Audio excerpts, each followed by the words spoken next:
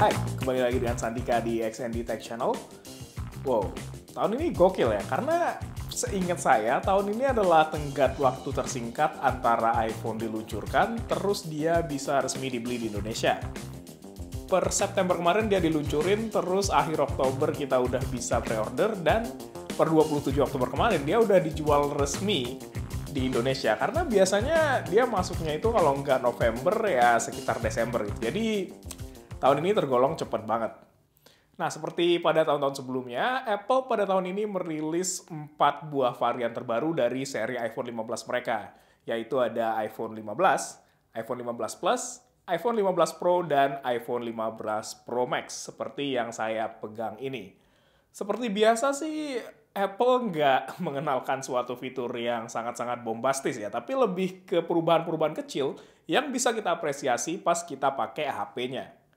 Ini adalah iPhone 15 Pro Max, yang mana kalau teman-teman ingat, pendahulunya yaitu iPhone 14 Pro Series. HP tersebut menggunakan rail samping dengan bahan stainless steel. Nah, pada iPhone 15 Pro tahun ini, Apple pakai rail samping dengan bahan titanium.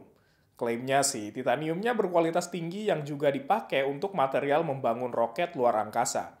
Harusnya sih material titanium ini lebih kuat daripada stainless steel yang dipakai di iPhone sebelumnya. Tapi tetap aja, pakainya harus hati-hati ya.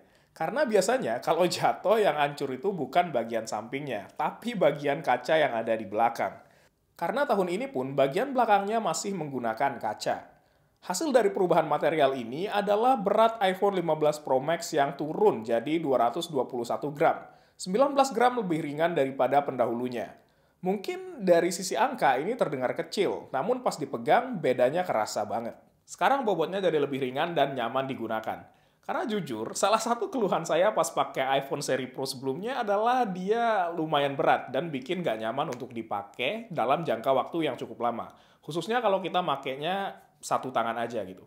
Cuman pada tahun ini, menurut saya Apple udah berhasil dapetin kombinasi yang pas antara feeling yang berat, yang tetap bikin HP-nya kerasa mewah, tapi juga bobotnya dibuat lebih ringan, sehingga kita bisa lebih nyaman makainya dalam jangka waktu yang panjang. Tahun ini, iPhone 15 Pro Series hadir dalam 4 varian warna.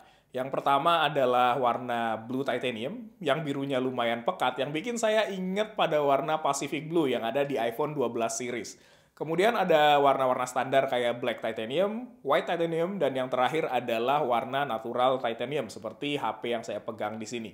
Menurut saya dari keempat varian tersebut yang paling menarik adalah warna Natural Titanium ini. Karena di sini Apple beneran pengen nunjukin penggunaan titanium di side rails-nya dengan menggunakan warna logam keabu-abuan dengan finishing yang cakep banget. Bicara panel samping, sekarang tekukan yang ada di bagian tersebut dibuat sedikit lebih membulat. Nggak bulat banget kayak seri iPhone 11 Pro sih, tetap flat dan rata, tapi tepiannya nggak kaku menyiku kayak iPhone 12 sampai 14 Pro. Perubahan ini bikin feel pas pegang dan pakai HP-nya jadi lebih nyaman di tangan dan bisa ngasih grip yang lebih mantap lagi pas dipakai. Nice. Di bagian samping, mute switch yang super ikonik dan udah ada dari iPhone zaman batu sampai iPhone 14 Pro kemarin sekarang digantiin sama apa yang disebut Apple sebagai action button. Posisinya beneran sama kayak posisi mute switch sebelumnya, yaitu di atas tombol volume. Secara default, fungsi dari action button ini disetting untuk ringer, bisa mute atau enggak kayak biasanya. Namun kali ini, karena bentuknya kayak tombol pada umumnya, kita bisa nyeting tombol ini untuk ngelakuin hal selain ganti mode ringer tadi. Kita bisa set dia untuk buka kamera, mulai ngerekam voice memo, dan sebagainya. Oh ya, yang dapat action button ini cuma seri yang Pro aja ya. Yang 15 dan 15 Plus masih menggunakan mute switch seperti biasanya. Kemudian di bagian bawah, kita pada tahun ini nemuin port yang beda kayak tahun-tahun sebelumnya. Yep, akhirnya setelah ribuan purnama, USB-C nyampe juga ke iPhone. Makasih banyak buat Uni Eropa yang udah maksa Apple untuk naruh USB-C ke handphone terbaru mereka. Sebenarnya USB-C ini bukanlah hal yang baru ya, udah lama banget ada. Bahkan di HP-HP Android kelas 2 jutaan juga udah punya.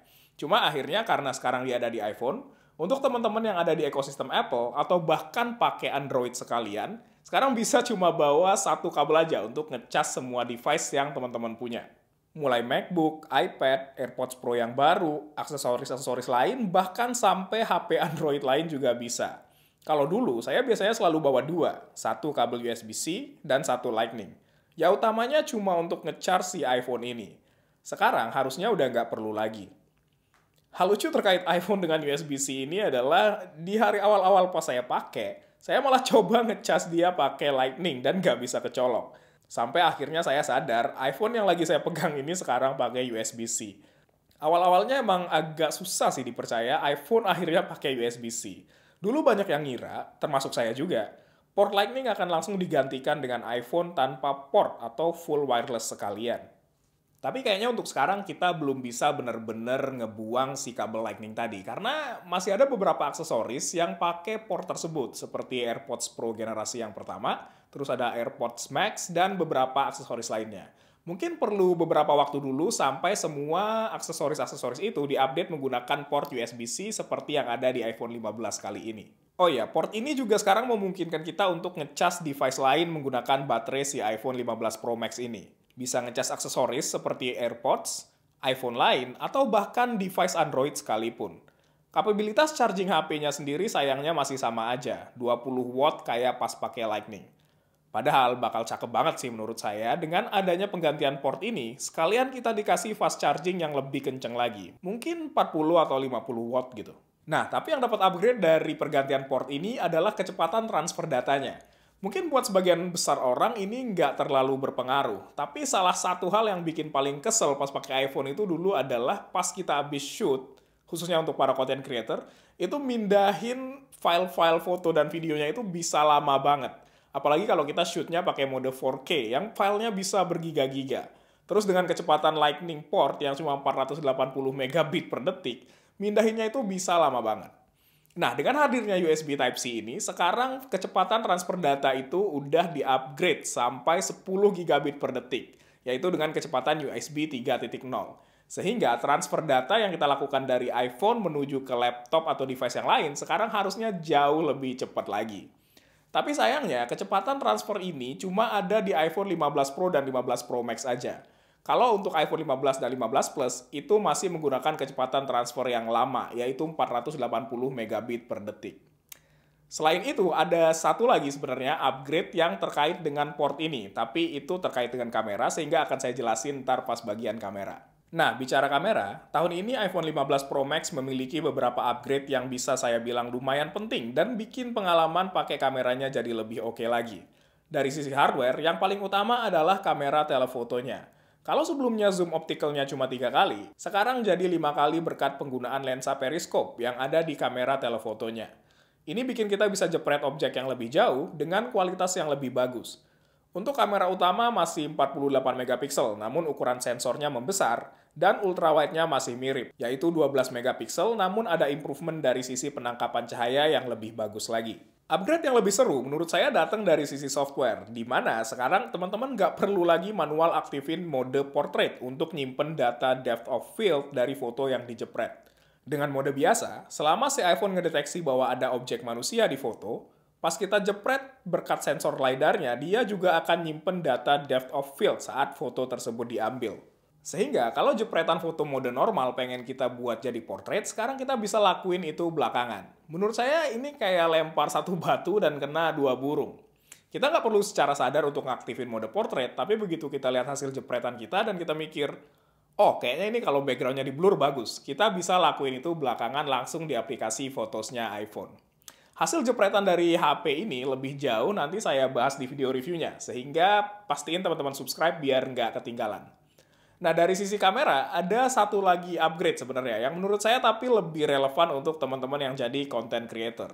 Nah, upgrade-nya yaitu sekarang video di iPhone bisa di-shoot dengan format log, ProRes log, yang bisa ngasih data yang lebih banyak dan memberikan fleksibilitas pas kita nanti ngedit videonya. Lalu, seperti yang saya bilang pas jelasin USB-C, port tersebut bisa ngasih keuntungan di sisi kamera, di mana sekarang kita bisa record langsung ke external drive. Jadi kita tinggal colok external drive-nya, terus kita bisa rekam dan iPhone akan langsung nyimpen videonya ke drive eksternal tersebut. Jadi nggak perlu tambahan waktu untuk pindahin footage-nya. Nah, dengan external drive dan kecepatan transfer USB-C tadi, iPhone 15 Pro Max sekarang support untuk ngerekam video ProRes di resolusi 4K 60fps, yang sebelumnya mentok di 30 fps aja kalau pakai penyimpanan internalnya. Nah, Pro-nya makin kerasa nih di sini dari sisi kamera. Jadi buat teman-teman para profesional yang mungkin bisa manfaatin fitur-fitur yang ada di kamera HP ini, itu akan oke banget. Hal ini dibuktikan sendiri sama Apple, di mana mereka nge-shoot seluruh footage yang ada untuk event Apple di tanggal 30 Oktober kemarin, itu menggunakan si iPhone 15 Pro Max ini. Upgrade juga datang dari sisi chipset, di mana pada tahun ini Apple menggunakan chipset dengan nama A17 Pro.